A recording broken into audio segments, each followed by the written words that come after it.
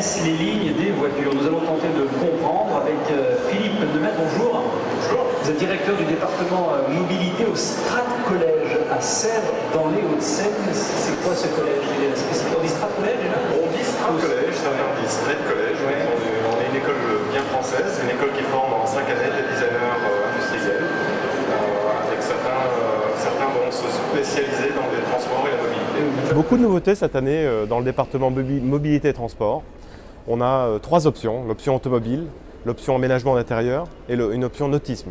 Je pense que le design transport aujourd'hui est beaucoup plus global, beaucoup plus polyvalent.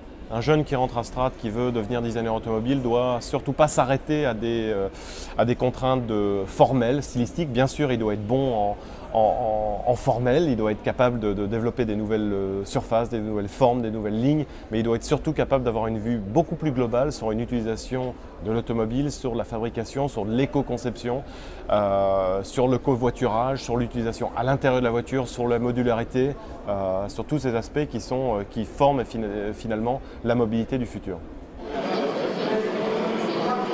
Les diplômés de Strat aujourd'hui sont des chefs de projet, signent des concept cars. On peut le voir cette année au Mondial Automobile, chez PSA, chez Renault. Un certain nombre de concept cars ont été dessinés, ont été conçus par des anciens de Strat. Donc c'est une grande source de fierté et de motivation pour nous, bien sûr, staff de l'école, pour nous Strat, mais également pour les jeunes, les étudiants de première, deuxième année ou les étudiants qui souhaitent s'inscrire dans cette voie. Alors aujourd'hui, en fait, je suis contente parce que sur Salon de Paris, ils montrent mon petit bébé. Et, c'est une option cuir, un intérieur tout cuir qu'on a fait pour l'Insignia. C'est tout un côté technique de développement des matériaux qu'il faut vraiment travailler parce qu'il faut que ça résiste aux tests automobiles, c'est très dur comme condition, tout ça. Et donc c'est intéressant comme travail d'améliorer la forme en fait. On peut un peu retravailler la forme en mettant des belles matières et des belles couleurs. Mais bon, c'est intense, c'est quand même très dur techniquement et en même temps quand on arrive à un produit comme ça, on est super fiers de pouvoir le montrer. Donc ça fait plaisir. La voiture en fait représente le premier concept car d'une série de 5 ou 6. En fait c'est la stratégie design de Lorenz van den Acker qui est un peu organisée autour du cycle de la vie. À savoir, le premier c'est tomber amoureux, après fonder une famille, explorer, travailler, tout ça. Du coup autour de l'idée de tomber amoureux, plutôt que de dessiner avec des lignes, des traits, je me suis attaché à la dessiner qu'en surface et en volume pour vraiment obtenir la sculpture la plus souple et la plus sensuelle possible. En fait, il ne faut pas parler du show-car. Le show-car, il préfigure la voiture de série à 90%. Et l'émotion qu'elle procure aujourd'hui, vous aurez la même face à la voiture de série. Voilà.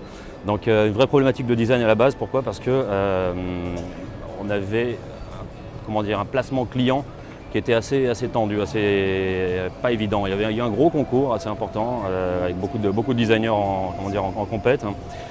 Et à l'époque, on avait laissé, la direction du design et puis la direction de chez Renault avait laissé l'éventail assez ouvert. Donc on partait vraiment de voitures qui étaient très ovniesques, entre guillemets, à des voitures très contemporaines. Voilà. Et il y avait, à mon sens, une alternative entre ces deux voies pour une voiture légèrement différente qui provoque quelque chose émotionnellement et qui en même temps fasse respirer cette espèce de, je prétendais de dire de la voiture électrique. On parle beaucoup aujourd'hui de plus en plus de véhicules électriques, de véhicules hybrides depuis plusieurs années, donc de nouvelles technologies. Alors ces nouvelles technologies vont influencer le travail du designer parce qu'on va avoir une répartition des éléments techniques, des contraintes mécaniques, techniques à l'intérieur du véhicule qui vont chambouler finalement les proportions, les surfaces, les formes, l'aménagement global intérieur du véhicule. Et donc j'animerai dès la semaine prochaine un cycle de conférences consacré effectivement à la position, le rôle du designer dans cette optique globale de nouvelles technologies vertes, non polluantes.